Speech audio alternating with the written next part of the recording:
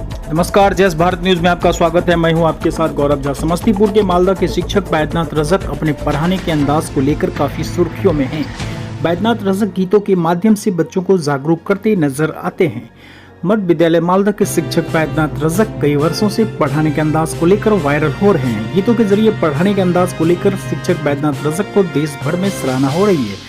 दरअसल समस्तीपुर के हसनपुर प्रखंड के मध्य विद्यालय मालदा के चर्चित शिक्षक बैद्यनाथ रजक गीतों के जरिए बच्चों को शब्द बनाने के तरीकों के बारे में सिखाते नजर आ रहे हैं। बता दें कि चर्चित शिक्षक बैद्यनाथ रजक अपने पढ़ाने के अंदाज को लेकर वायरल होते ही रहते हैं। देखिए जय भारत न्यूज की खास रिपोर्ट। तो मेरे हाथों में आप कुछ देख रहे हैं। आज हमने आप लोगों के लिए ये मात्रा बनाकर लाया। क्या बनाकर लाया? जैसे आप लोग देख सकते हैं, ये हमने क्या लिखा? क्या लिखा? और इसको ऐसे कर देंगे तो क्या हो जाएगा? का हो जाएगा। क्या हो जाएगा? का। और का पर अगर हम ऐसे लगा दें तब क्या हो जाएगा? तब हो जाएगा कि दीर्घ ई की मात्रा लग जाएगी। यहाँ आप लोग देखिए, हम लोग कितनी मात्रा से नए शब्द बनाएंगे?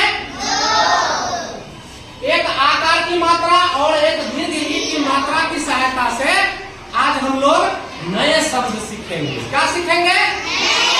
तो आप लोग तैयार हैं? चलिए अब हम इस शब्द चक्र की सहायता से आप लोगों को नए शब्द निर्माण बताते हैं। ठीक है, चलिए तो सबसे पहले आप लोग देख लें, ये क्या है? क्या है? और ये क्या है? तो पहले आकार की मात्रा लगानी है और फिर किसकी मात्रा लगानी है? दीर्घ ई की मात्रा लगानी है। किसकी मात्रा लगानी है? दीर्घ ई की मात्रा लगानी है। और आकार और दीर्घ ई की जो मात्रा होगी, इन दोनों मात्राओं की सहायता से नए शब्द का निर्माण होगा। क्या निर्माण होगा? नए शब्दों का निर्माण होगा।